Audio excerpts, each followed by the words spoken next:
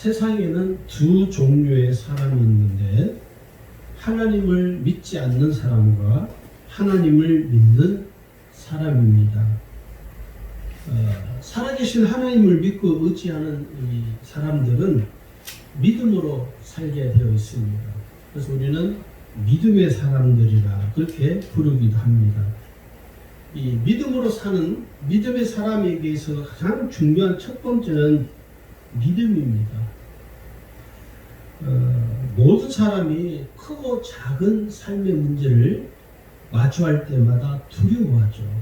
지금 우리가 두려워하는 것은 이 코로나의 공포이죠. 지금 전국적으로 2단계가 발동이 됐습니다.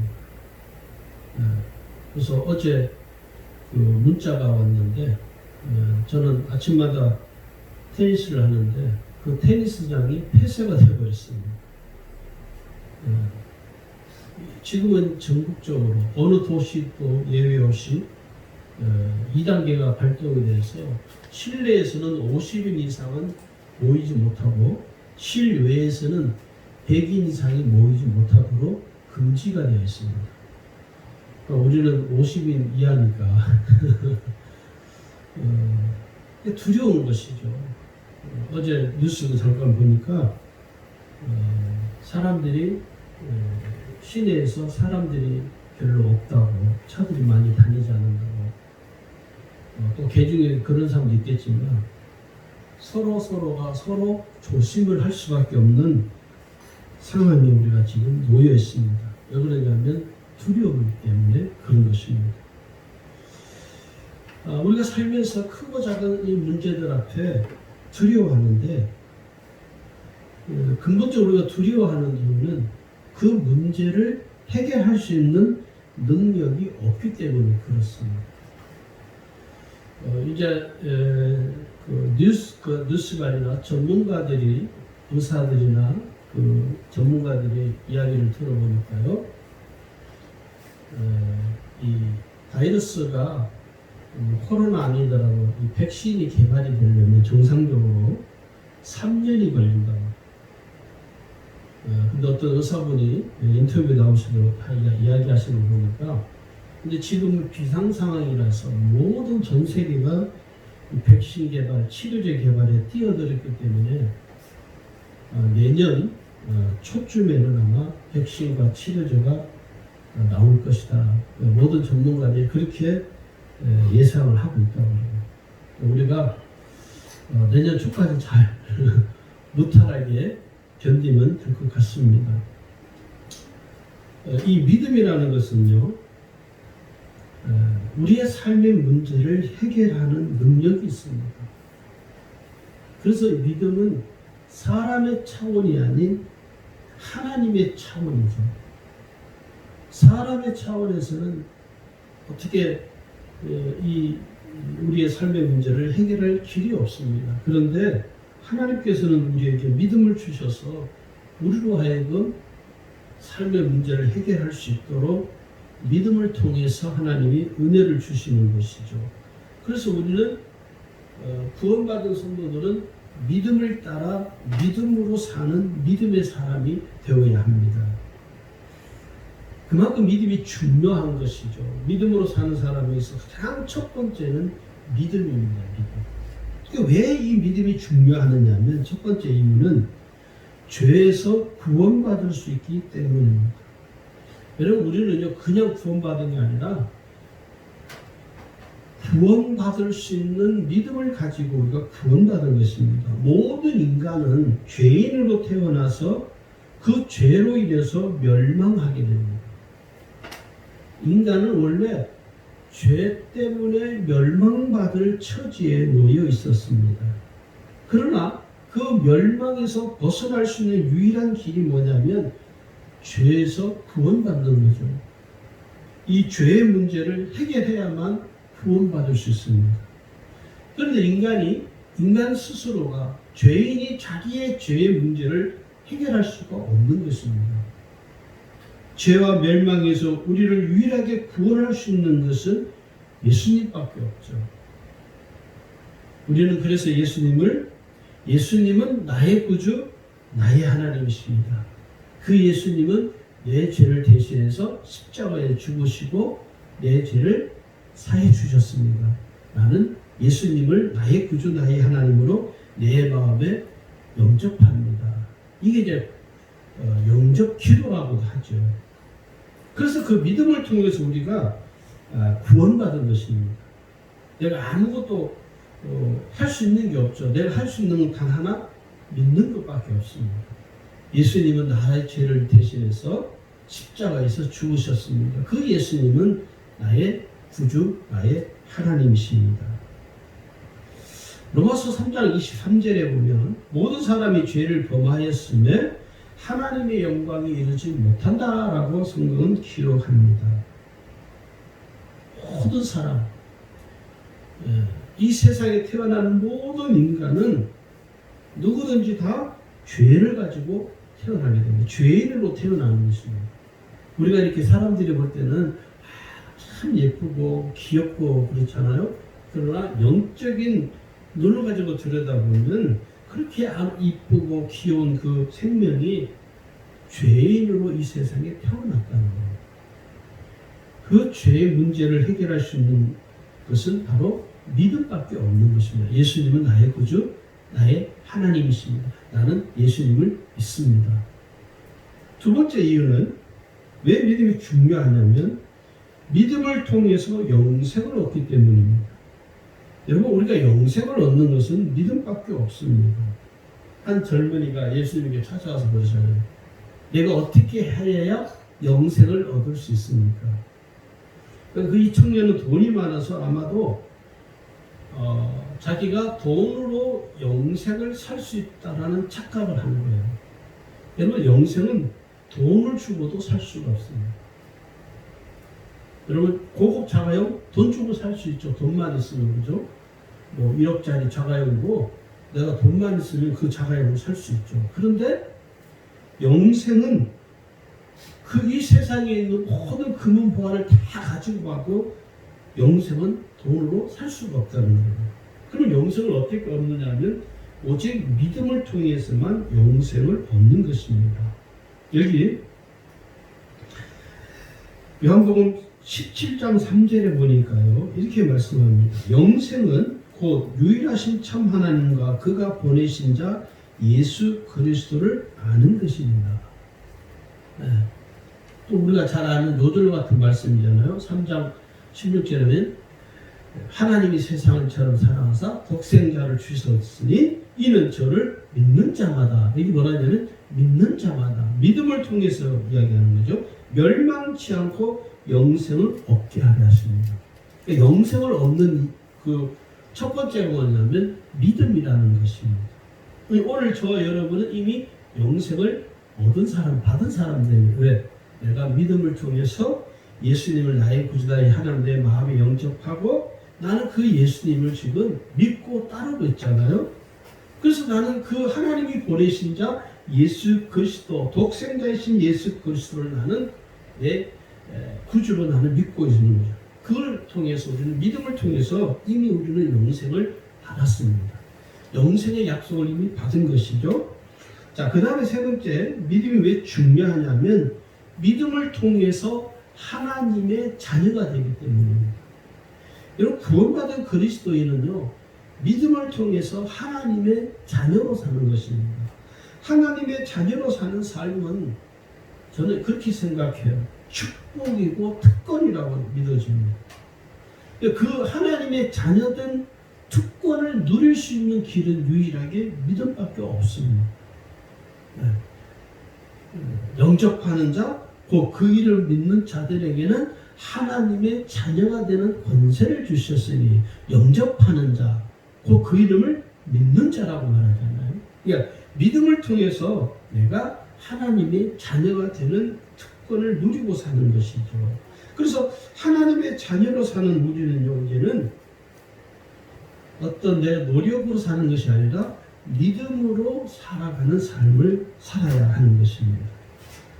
믿음으로 사는 믿음의 사람은 어떤 믿음이 되어야 하느냐 하면 첫 번째는 예수님을 믿음으로 바라봐야 됩니다. 예수님을 바라봐야 돼요. 지금 참 혼란스러운 시기입니다. 실제로 코로나 때문에도 혼란스럽지만 우리나라가 지금 모든 면에 모든 영역에서 굉장히 혼란스럽습니다. 여러 가지로 교회는 또 더 말할 것도 없이.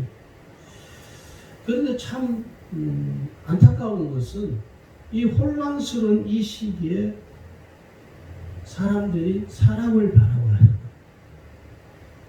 저는 제가 늘 강조하는 게 뭐냐면 사람을 쫓아가서는 안 된다는 주의의 사람이에요.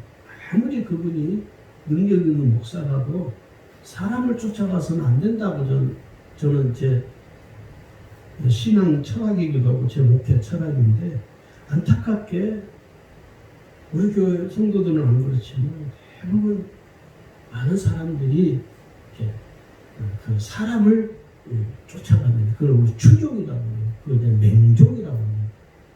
옳고 그름이 없어요. 이 지금 그분이 하는 그 일들이 하나님이 정말 기뻐하는 일이냐 아니냐는 관계없이 그냥 사람을 쫓아가는 거예요. 그래서 함께 하지 않는 사람들을 막 비난하고, 지금 그런 형국이 우리 한국 교회 안에 지금 흐르고 있습니다. 그 왜 그러냐면 주님을 바라보지 않기 때문에 그런 것이죠. 우리의 믿음의 주가 되시는 예수를 바라보지 않고 세상을 바라보고 사람을 바라보기 때문에 그 일이 하나님이 기뻐하는 일이냐 아니냐는 안중에 놓고 오직 그 사람만이 그 사람이 말하는 그 말을 막 쫓아갈 수 있는 그런 오류를 범하게 되는 거죠. 저는 그걸 보면서 이거 어떻게 말을 해야 되나, 또 권면을 해도 잘 듣질 않거든요.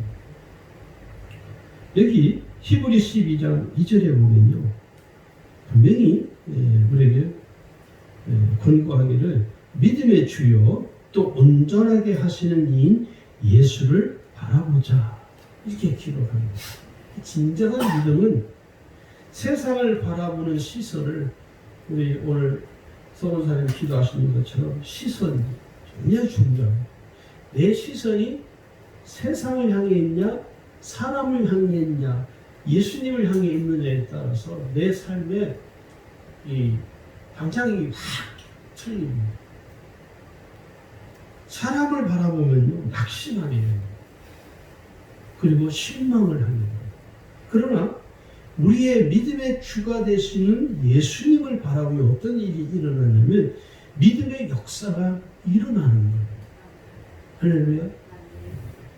제가 존경하는 유기성 목사님, 제가 정말 존경하는 이유가 그 목사님의 메시지 중심이 뭐냐면 예수님을 바라보자는, 사람 바라보지 말고 세상 바라보지 말고 예수님만 바라보자는 거예요. 그분이 지금 예수 동행일기를 통해서 한국 교회뿐만 아니라 전 세계적으로 좀 엄청난 선한 영향력을 끼치고 계시는데, 그 예수 동행일기의 핵심이 뭐냐면 예수님만 바라보자는 거예요.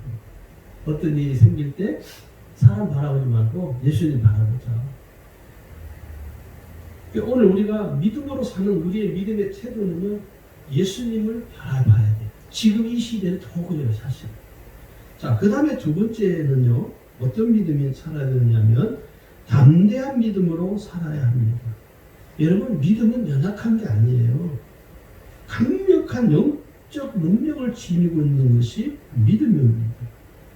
믿음이 없어서 심령이 연약한 성도가 믿음을 갖게 되면요, 삶이 담대해지게 돼요. 저도 예수 믿기 전에는 담대하지 못했습니다. 사람들 눈치 보고 그랬는데요, 예수님을 딱 믿게 되니까 마음이 담대해지는 거예요. 사람들 눈치를 보지 않게 돼요. 믿음을 갖게 되면 심령에 연약한 사람이 믿음을 소유하고 믿음을 깨닫게 되면요, 첫 번째 나타나는 마음이 뭐냐면 담대해집니다. 세상이 두려울 게 없어요. 믿음을 갖게 되면 세상을 향해서 움츠렸던 나의 생명이 활짝 펴지게 됩니다. 왜? 주님이 나와 함께 하십니다. 주님이 내게 은혜 주실 것이니까 주님이 내게 능력 주셔서 내가 이 세상에서 이 세상에 조롱을 당하지 않고 살아가도록 하나님이 내게 은혜를 베풀어 주시기 때문에 그 믿음이 있어서 마음이 강해지는 것입니다. 세 번째는요, 불같은 믿음을 지녀야 합니다.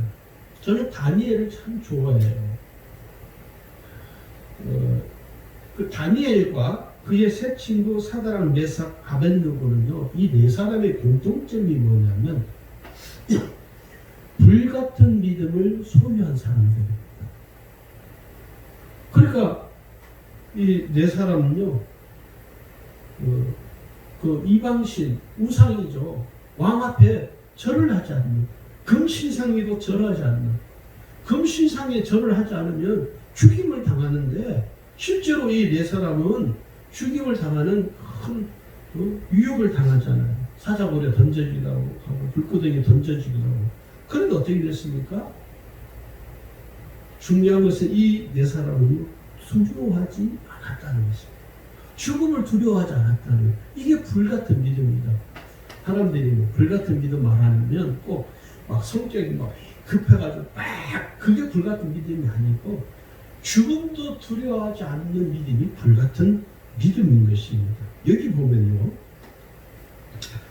다니엘서 3장 17절 18절에 보면 이렇게 고백해요. 이들이 만일 그럴 것이면 왕이여, 우리가 섬기는 우리 하나님이 우리를 긍휼히 타는 풀무 가운데서 능히 건져내시겠고 왕의 손에서도 건져내시리다. 그리 아니하실지라도 왕이여, 우리가 왕의 신들을 섬기지 아니하고 왕의 세우신 금신상에게 절하지도 아니할 줄을 아옵소서. 얼마나 멋진 고백입니까? 두려워하지 않는 것이죠. 거기서 허리를 조아리지 않는 것이죠. 오늘 지금 이 시대, 이 전염병의 공포 속에 사는 두려워하는 우리에게 필요한 것은, 저는 이 다니엘, 사드락, 메삭, 아벤느고와 같은 죽음도 두려워하지 않는 믿음이 우리에게 꼭 필요하다고 여겨집니다. 그렇다고 나는 믿음이 있으니까 나는 코로나 안 걸려 가지고 아무데나 가고, 그건 믿음이 아닙니다. 그건 무모한 짓이죠. 네. 자, 그 다음에 네 번째 믿음이 왜 중요하냐면 믿음의 확신을 가져야 됩니다. 믿음의 확신이 분명한 사람은 여러분 의심하고 염려하고 걱정하는 마음이 생기지 않습니다. 그리고 마음이 쉽게 변하지 않는 것이죠. 믿음의 확신이 분명하지 못하면 수시로 마음이 흔들리고 마음이 그냥 뒤죽박죽이 되죠. 그러나 믿음이 분명한 사람은요, 확신이 있기 때문에 100% 믿는 믿음이 분명하기 때문에 쉽게 마음이 무너지지 않는다 하는 것입니다. 그럼 오늘 우리에게 필요한 것이 뭐냐? 믿음의 확신이 정말 반드시 필요하다 하는 것입니다. 자, 그러면 세 번째로 이 믿음의 확신이란 뭐냐면, 제가 믿음의 확신에 대한 시리즈 설교를 몇 년 전에 한 적이 있습니다. 크게 5가지로 축약을 좀 하려고 그러는데, 첫 번째는요, 구원받은 구원의 확신이 있어요. 나는 예수 그리스도의 보혈로 말미암아 나는 죄사함 받았습니다. 나는 모든 죄와 저주로부터 자유케 되었습니다. 나는 예수님이 나의 죄를 대신해 죽으심으로 내 죄는 사함 받았습니다. 그래서 누가 나를 공격해도 전혀 흔들림이 없는 거예요. 여러분, 그런 분들이 있어요. 당신 구원 받았어? 구원 받았지. 그래? 언제 받았어? 가만있어 봐. 내가 언제 받았는지 모르는데 잘. 그럼 당신 구원 받은 게 아니야. 당신 구원 받은 날짜 알아? 여러분, 구원 받은 날짜 아는 사람 몇 명이나 되겠습니까? 저도 내가 며칠 날 구원 받았는지 모릅니다. 근데 성도들이 그런 공격을 당해요. 그러면 뭐라고 하니까, 글쎄, 너 며칠 날 구원 받았지? 나 잘 모르는데. 그럼 당신 구원 받은 게 아니야. 그러면 이제 마음이 어떻게 해요? 정말 내가 구원 못 받았나? 어떡하지? 어떡하지? 이렇게 돼요. 그거 왜 그럴까요? 구원받은 확신이 없어서 그러는 거예요. 그래서 부업파들이 공격하는 거 아닙니까? 이단들이 공격하는 거예요. 여호와 증인들이나 이 신천지들이 성도들의 그런 믿음의 확신이 없는 성도들을 그렇게 그런 형식으로 공격을 하는 거예요. 요한계시록 가지고 이상하게 해석을 해가지고 성경을 자기 마음대로 자기 자의적으로 해석을 해서 성경을 자기들 이 교리에 맞게 꿰맞춰서 해석을 해서 그것을 모르면 성도들에게 막 공격을 하는 것이죠. 아, 당신 신앙에 문제가 있네. 당신 그 교회 가면 안 돼. 그러면서 구원의 확신이 분명하지 못한 성도들의 심령을 막 뒤흔들어 버리는 것이죠. 그러니까 구원받은 확신이 없기 때문에 이게 확신이 분명하지 못한 성도들은요, 그 말이 현혹이 돼서 그 이단으로 휩쓸려 가는 거예요. 왜 그러냐? 확신이 없어서. 제가 어렸을 때, 동네 어른들한테, 동네 어른들이 애들을 보면 귀엽잖아요. 막. 어른들이 약 올리잖아요.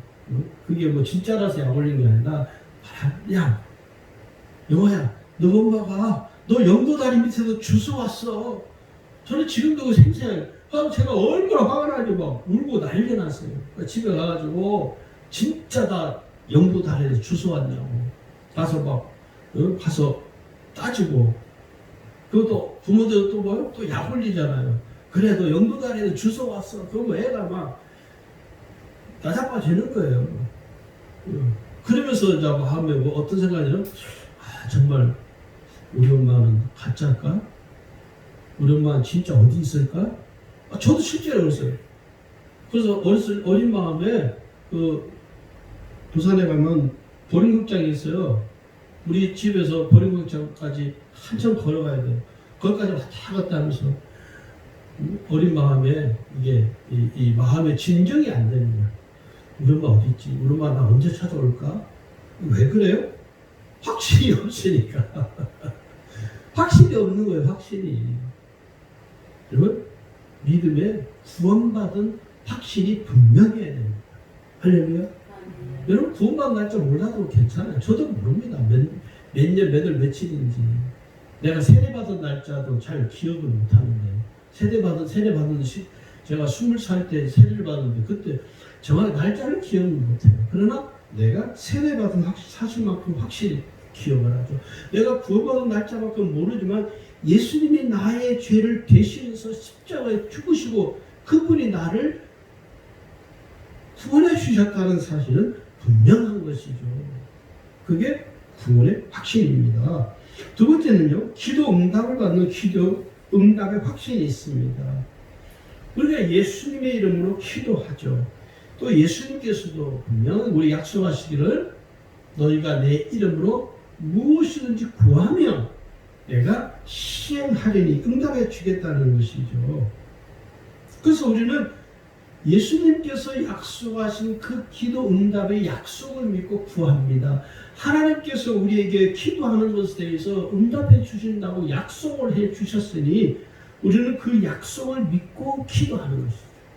그래서 때로는요, 기도가 하나님께서 내 기도에 즉시 응답해 주실 때가 있고 때로는 시간이 오래 걸리기도 합니다. 시간이 오래 걸리든 즉시 응답을 해 주시는 거예요. 중요한 것은 뭐냐? 하나님이 내 기도를 들어주신다는 거예요. 할렐루야. 우리가 그것을 꼭 마음에 새기셔야 됩니다. 할렐루야. 그 다음에 세 번째는요, 인도함을 받는 인도함의 확신이 있습니다. 구원받은 성도를 하나님께서 인도해 주시고 우리를 보호해 주십니다. 우리를 인도하시는 그 하나님이 하나님께서 나를 인도해 주십니다. 지금 어려운 가운데 내가 지금 직면해서 살아가고 있지만 하나님은 반드시 지금 나와 함께 하셔서 나를 보호해 주시고 나와 함께 해 주신다. 나를 인도해 주시고 계신다. 라는 이 믿음이 뭐냐면 인도함의 확신입니다. 여호수아 1장 5절에 저는 이 말씀이 우리에게 주신 말씀이라고 믿습니다. 너의 평생에 너를 능히 당할 자 없으니 내가 모세와 함께 했던 것 같이 너와 함께 있을 것이니라. 내가 너를 떠나지 아니하며 버리지 아니하리라. 여호수아에게 주신 말씀이죠. 근데 저는 이 말씀이 오늘 저와 여러분에게도 주시는 하나님의 말씀이라고 믿습니다. 하나님은 우리를 버리지 않습니다. 할렐루야. 그러니까 여러분 두려워할 필요가 없어요. 하나님이 나와 함께 하신다. 하나님이 나를 보호해 주신다. 하나님이 권능의 손으로 우리를 붙들어 주고 계신다는 이 인도함의 확신을 가지고 살아가기를 주의 이름으로 축원합니다. 그 다음에 참 중요한 내용인데요. 죄사함의 확신이 있습니다. 많은 성도들이 이 부분을 헷갈려해요. 사실 이 죄사함의 확신이 뭐냐면 나의 모든 죄를 예수님께서 십자가에서 대신 못 박혀 죽으셨습니다. 예수님 내 죄를 다 가지고 가셔서 내 죄를 대신해서 예수님이 내 죄를 가지고 십자가에 죽으셨어요. 그래서 나는 그 예수님을 나의 구주, 나의 하나님을 내가 믿고 마음에 영접했어요. 나의 구주가 되셨습니다. 그 말은 이제는 내가 믿음으로 내 모든 죄를 사함받은 것입니다.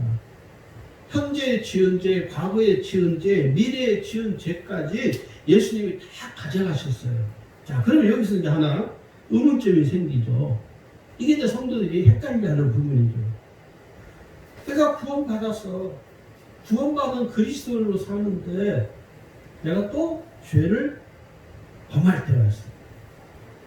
그게 큰 죄든 작은 죄든. 아니 예수님 내 죄를 다 용서해 주고 그럼 내가 지금 범하는 이 죄는 어떻게 합니까?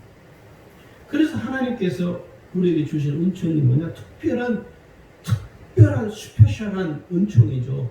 회개라는 것을 주신 것입니다. 할렐루야. 여기 분명히 말합니다. 여러분 이 말씀을 좀 찾았으면 좋겠어요. 요한일서 1장 9절입니다. 한번 찾아서 우리 같이 함께 읽도록 하겠습니다. 거기에 보시면요, 이 말씀이 저는 정말 하나님의 엄청난 은총이라고 저는 믿어집니다. 요한일서 1장 9절 같이 읽어보실까요? 만일 우리가 우리 죄를 자백하면 우리의 죄를 사하시고 모든 불의에서 깨끗게 하실 것이요. 여러분, 우리가 이걸 다 자범죄라고 해요. 우리가 노골적으로 나는 예수를 안 믿습니다. 그 사람은 구원받지 못합니다. 나는 예수를 믿습니다 해놓고 나중에 시간이 좀 가다가 자기는 나는 예수 안 믿는다. 나는 예수 이제 안 믿겠다. 그 사람은 구원받지 못합니다. 그러나 나는 예수 믿습니다. 예수님 나의 죄를 대신 다 죽으셨습니다. 예수님 내 죄를 다 대신 담당하셨습니다. 그 예수님이 내 죄를 다 가져가셨습니다. 나 용서받았습니다. 그런데 내가 살면서 죄를 범해요. 사람을 속이고 거짓말을 하고 남의 것을 도둑질했어요. 그런데 그러고 나니 마음에 신앙 양심에 이게 자책이 돼요. 괴로운 거예요. 여러분 죄를 지으면 사람이 괴롭게 되잖아요. 그래서 내가 이렇게 살면 안 되지 하고 하나님 앞에 회개해요. 그리고 하나님이 내가 회개하는 내 죄에 대해서 어떻게 하실까요? 내가 내 아들 예수를 너를 위해 십자가 죽게 했는데 네가 또 그런 나쁜 짓을 해? 하나님이 용서해 주기는 그냥 하나님이 심판하는 게 아니라 하나님이 회개하는 자에게는 하나님께서 극렬한 은총을 베풀어 주셔서 그의 죄를 씻어 주십니다. 할렐루야. 이게 회개의 능력이라는 것입니다. 그러니까 어떤 분은 목사님 제가 죄사함 받았는데 제가 또 죄를 계속 지어요. 여러분 우리가 이걸 알아요. 우리가 이 세상에 사는 날 동안은요 그리스도인이라 할지라도 죄를 범할 수밖에 없습니다. 이 세상은 죄로 가득한 것이에요. 죄라는 것이 우리의 육신의 눈으로 보여지면 돼요. 근데 안 보여요, 사실은. 죄가 어떤 면에서 우리 눈에 잘 띄지 않습니다. 그래서 나도 모르게 죄를 범해버리는 거예요. 나도 모르게 죄를 범하는 실수를 하게 돼요. 근데 그때 하나님께서 주신 은총이 있잖아요. 뭡니까? 회개예요. 회개하는 은혜를 주셔서 내가 범하는 죄에 대해서 하나님이 그때마다 그 죄를 떨쳐버리라는 거예요. 그 죄를 씻음 받으라는 거예요. 그게 죄사함 받은 확신입니다. 할렐루야. 네, 이게 분명하셔야 됩니다. 그렇다고 죄 지었다고 뻔뻔하다는 말이 아닙니다. 어떤 사람은 자기가 죄를 보면 뭐라 하나? 예수님 내 죄 다 사하셨대. 나는 괜찮대. 그걸 뻔뻔하게 살아가는 것이 아니라 죄를 범한 것에 대해서 하나님 앞에 정말 간절히 눈물 흘리며 회개하고 다시는 그 죄를 범하지 않도록 우리가 마음에 결단을 해야 됩니다. 결단하고 범하지 않도록 우리의 삶을 날마다 예수 그리스도의 보혈의 능력을 의지해서 살아갈 때 이걸 우리는 죄 사함 받은 확신을 가지고 산다라고 말하는 것입니다. 자, 그 다음 마지막으로는요, 날마다 승리하게 하시는 승리의 확신이 있습니다. 저는 우리 성도님들이 이 확신이 정말 분명했으면 좋겠어요.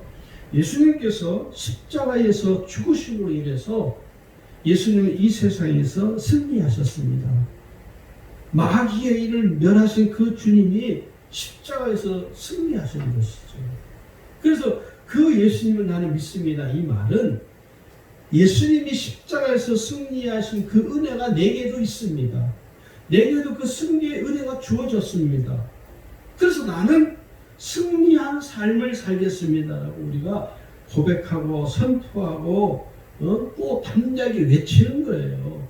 내가 승리할 수 있는 능력은 내게 없습니다. 그러나 예수 그리스도께서 십자가에서 죽으심으로 마귀의 일을 멸하심으로 승리하셨으니 그 승리가 내 것이 되는 거예요. 할렐루야. 그건 두려울 게 없는 것이죠. 예수님이 이미 십자가를 승리하신 그 은혜를 우리에게 베풀어 주심으로 말미암아 우리에게 이 승리하는 권세가 있습니다. 할렐루야. 그러니 오늘 우리가 이 세상을 정말 두려워하지 말고 우리가 무엇을 하든지 항상 믿음으로 해야 됩니다. 어떤 일을 결정할 때도 믿음으로 해야 되고 무슨 일을 하든지 항상 믿음으로 하려고 애를 쓰셔야 됩니다. 이게 뭐냐? 믿음으로 사는 믿음의 사람의 삶입니다.